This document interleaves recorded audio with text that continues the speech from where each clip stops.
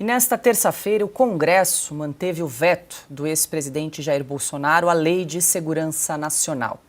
Entre os trechos vetados estão o que criminalizava a comunicação enganosa em massa, a chamada fake news, e aumentava a punição de militares por crimes contra o Estado de Direito. O veto foi mantido por 317 votos a 139, com 4 abstenções. O governo orientou pela derrubada do veto, mas a oposição venceu com ampla maioria. A votação ocorreu nesta tarde em sessão conjunta do Congresso Nacional, reunindo senadores e deputados federais. Depois de o presidente do Congresso, o senador Rodrigo Pacheco, anunciar o resultado, os parlamentares da oposição se manifestaram contra o presidente Lula.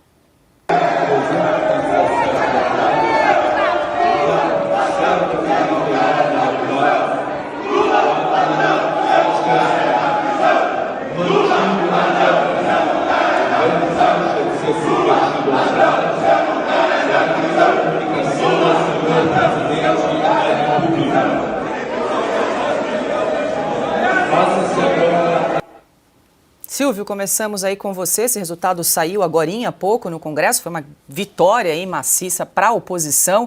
O veto foi mantido, lembrando, por 317 votos a 139. Quero te ouvir, como é que você interpreta esse resultado? Paula, vamos repetir esse número porque ele é importante, tá? 317 a 139 e 4 covardes, ou 4 abstenções. Isso é um número muito significativo. Isso mostra a força, sobretudo, do brasileiro que entendeu como se organizar, que compreende a sua grandeza hoje e que tem um celular à mão. Isso mostra a força das redes sociais que não serão caladas por nenhum subterfúgio, por nenhuma manobra, seja por meio de um veto como era esse, seja por meio de uma resolução do TSE, como nós trouxemos ontem naquela entrevista com o Dr. André Marcília, uma tentativa de criminalizar fake news.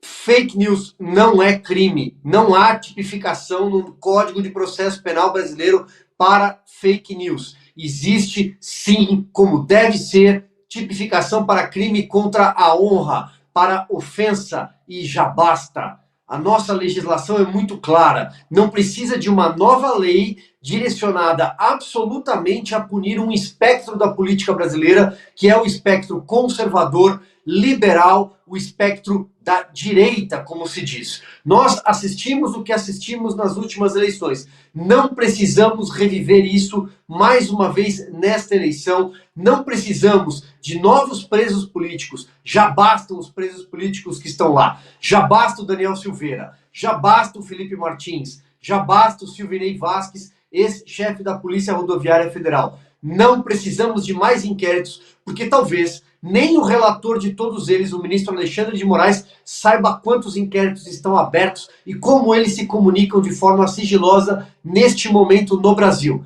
O Brasil precisa virar algumas páginas. Chega, basta de inquéritos sigilosos que tem 5 anos, 4871, tem o inquérito 4874. O Brasil precisa avançar. A nossa democracia precisa voltar ao eixo, a normalidade institucional, o artigo 2º da Constituição, poderes independentes e harmônicos entre si. O Brasil não precisa criar o crime de fake news, um Ministério da Verdade, numa engrenagem que é comandada por pessoas que têm projeto totalitário, seja no Supremo Tribunal Federal, seja dentro do Poder Executivo, e aí sim, estou falando da Advocacia Geral da União, estou falando de determinadas procuradorias sem amparo constitucional, criada no guarda-chuva da Advocacia Geral da União, e estou falando de pessoas que cruzam a praça nos 3 poderes, do Poder Executivo para o Poder Judiciário, sem nenhuma, aliás, vamos ser mais exato, sem nenhuma desfaçatez, numa mistura de poderes que não faz bem à República. Ana, uma vitória, uma derrota, né, esmagadora para esse governo, com essa votação aí de 317 votos a 139 pela manutenção aí do voto, e o que está do veto, em jogo, né, estava a possível criação de um novo tipo penal, tipo da fake news. Lembrando que nós já temos no nosso Código Penal os tipos, né, os crimes de calúnia, injúria e difamação. Em jogo, a possibilidade da criação de um novo tipo, sendo que até conversamos ontem com o advogado André Marcília, né, estava muito confusa a redação daquele texto, era muito difícil entender quem estaria cometendo o crime. E em jogo, né, uma pena de 5 anos de reclusão, prisão, pena privativa de liberdade, sem o devido debate público de algo tão sério. Uma vitória para a liberdade de expressão, não é, Paula? Para a liberdade de imprensa, parabéns, antes de mais nada, para a sociedade civil, que fez pressão sobre os parlamentares nas redes sociais, nos e-mails, nos telefones, né, nos números de telefone dos gabinetes.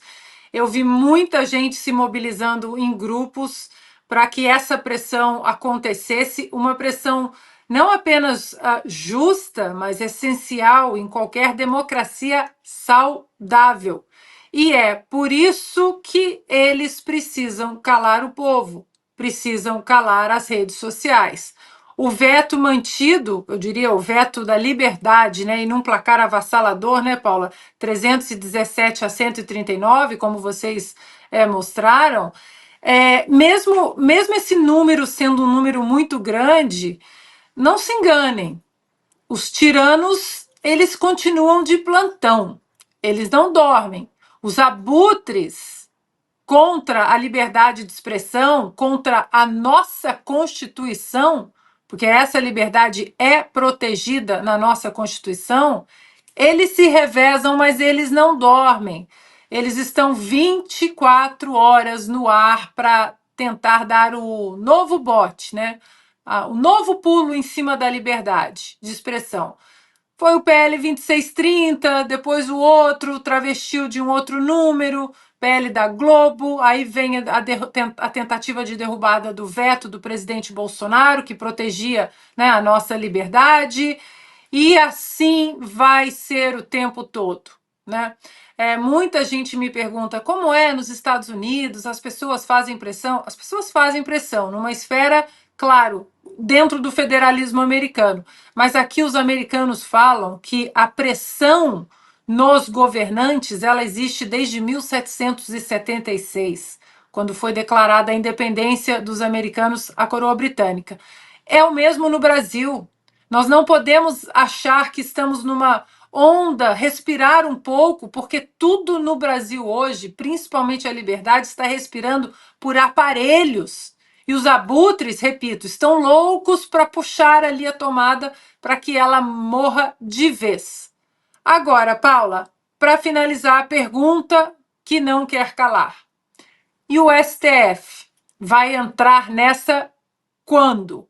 As canetadas draconianas dos ministros do Supremo, que não gostam dessa liberdade do povo de discutir, de questionar. Quando essas canetas entrarão em cena e o Congresso vai aceitar de joelhos se o Supremo Tribunal Federal interferir mais uma vez em mais uma prerrogativa do Legislativo? Augusto.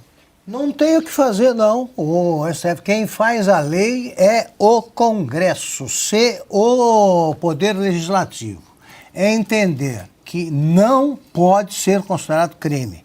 O que eles chamam de fake news, né, que é a velha mentira, não,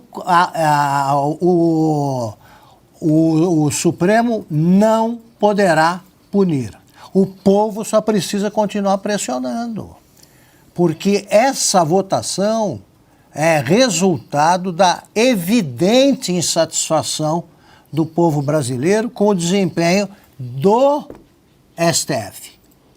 O STF é o seguinte, que eu estou exumando nessa semana aí esse inquérito mais demorado do mundo, o inquérito do fim do mundo, que é o inquérito das fake news, criado ilegalmente pelo pelo ministro Alexandre de Moraes. Ele começa com uma tremenda mentira.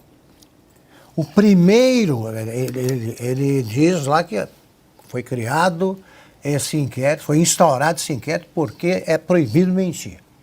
Primeira atitude dele relevante, censurar a revista Cruzoé, que disse que o Toffoli era o amigo do meu pai. Então quem está mentindo? O ministro Alexandre de Moraes, nesse despacho, censurou a revista, foi obrigada a suspender a decisão que tinha tomado. Então, para resumir, o povo, é do povo que emana todo o poder. O povo tem de ter consciência disso. O que a Ana diz é muito importante. O perigo não passou. Mas o povo impede qualquer decisão que ele não queira. É ano eleitoral. Os deputados vão precisar eleger prefeitos que se tornem cabos eleitorais deles daí a mais 2 anos.